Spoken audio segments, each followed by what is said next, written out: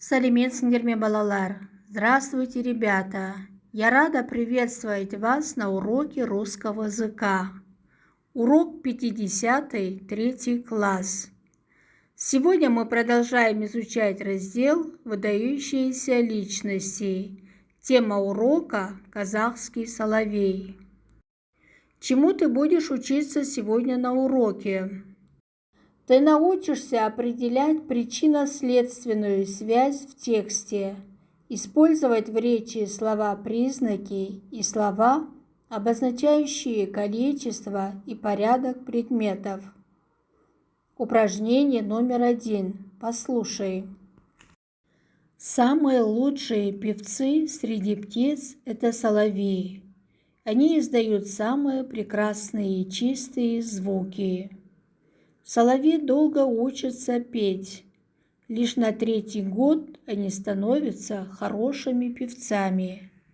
В тех местах, где много старых соловьев, люди слышат замечательные соловьиные песни.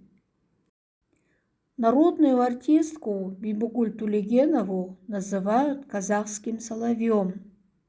Ее красивым и чудесным голосом восхищается весь мир. ЮНЕСКО включила Бибигуль Тулегенову в число 20 выдающихся женщин 20-го столетия. Она говорит: «Для меня нет большей радости, чем петь для народа». Ответьте на вопросы.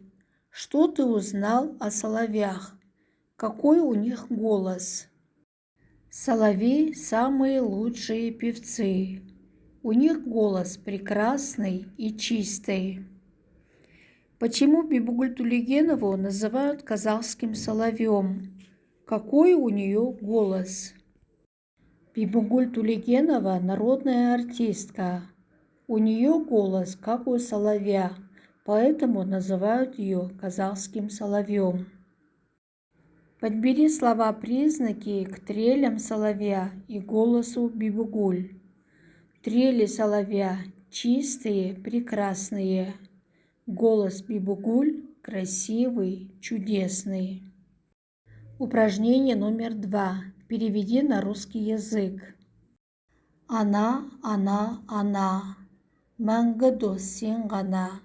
Абзал ана. Көңілің кең дала. Дарасың сен маған, данасың сен маған. Мақтанатын, мархабатым, махаббатым. Ответьте на вопросы. О чем говорится в песне?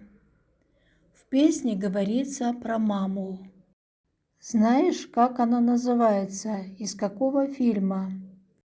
Песня называется «Мама» из кинофильма «Ангел в тюбетейке» Тахиялы періште.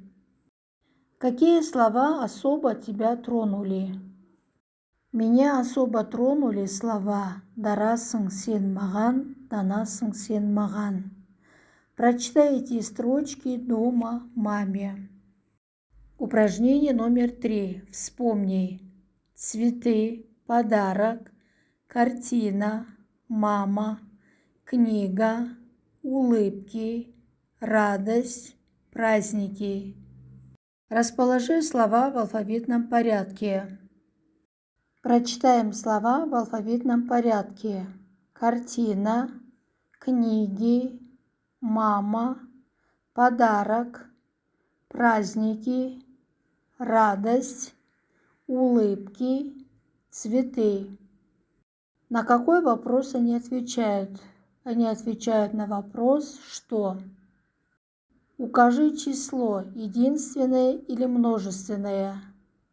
Картина – единственное число, книги – множественное число, мама – единственное число, подарок – единственное число, праздники – множественное число, радость – единственное число, улыбки – множественное число, цветы – множественное число. Переделай эти слова-предметы в слова-признаки. Образец Үлгі. Цветы – цветочный. картина – картинный, книги – книжный, подарок – подарочный, праздники – праздничный, радость – радостный, улыбки – улыбчивый, цветы – цветочный. Упражнение номер 4. Выучи. Мама, мама, в этом слове солнца свет. Мама, мама, лучше слова в мире нет. Мама, мама, льется песенка ручьем. Мама, мама, это мы о ней поем. Для любознательных. Посмотри вместе со взрослыми фильм режиссера Рустема Абдрашева «Небо моего детства». Какую роль сыграла Бибигуль Тулегенова в этом фильме? Упражнение номер 5. Составь предложение. Замени картинки словами. Сегодня 8 марта. Аслан и Гуля решили приготовить маме подарок. Они решили испечь торт. Просеяли муку, взбили яйца с сахаром, добавили сметану, разрыхлитель теста, засыпали какао, все тщательно смешали, полученное тесто выложили в форму, поставили в печку.